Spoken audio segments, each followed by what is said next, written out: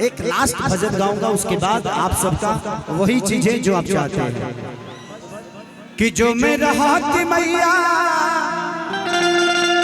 अरे बन के कोयलिया,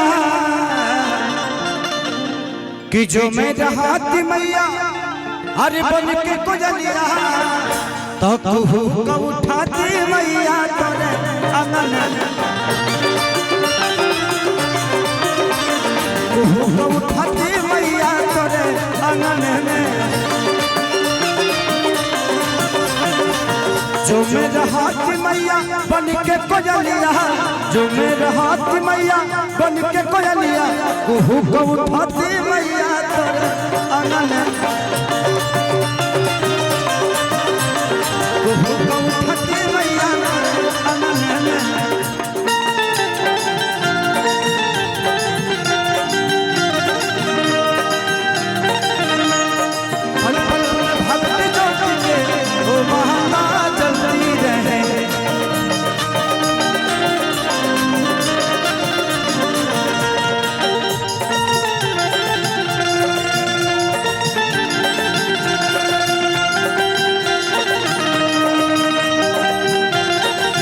बाबा को बैठाओ,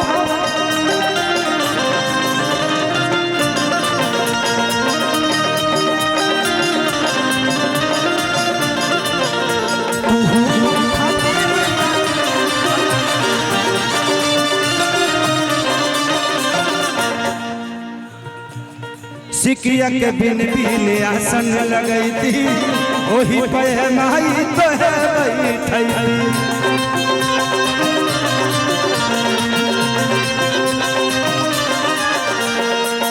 कि जो मेरा हाथ मैया तो हरे पाँव के पजनिया, कि जो मेरा हाथ मैया अरे तो हरे पाँव के पजनिया, तो क्षमा का उठाती मैया तोरे अंगन में, क्षमा का उठाती मैया तोरे अंगन में।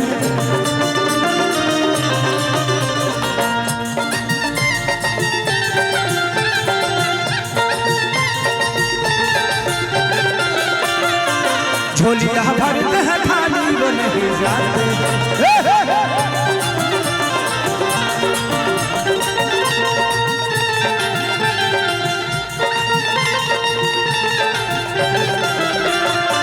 झोलिया भरते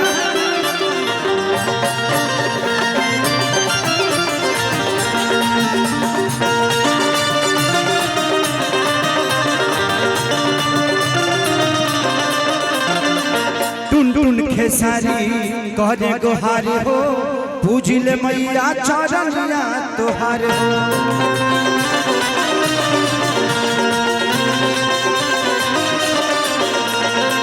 टुन टुन खेसारी करेले गोहार हो, पूजिले मैया चरनिया तोहार हो।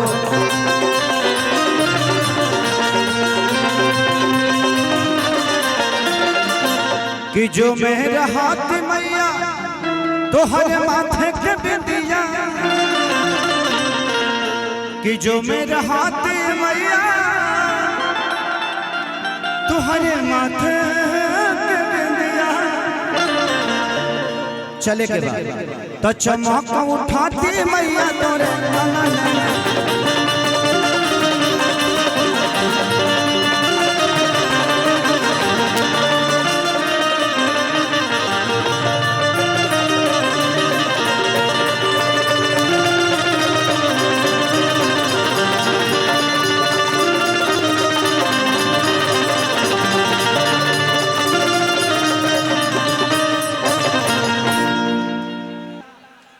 हमसे पहले के सुपरस्टार जब झारखंड अलग हुआ था तो इनका एक बड़ा गाना हिट हुआ था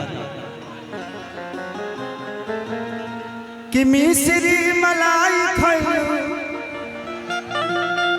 हमारे आनंद बाबा ने उस गाने को गाया था कि मिश्री मलाई खैलू खैलू काला कंद अब का खैबू सकर अलग भइल झारखंड अब का खैबू सकर।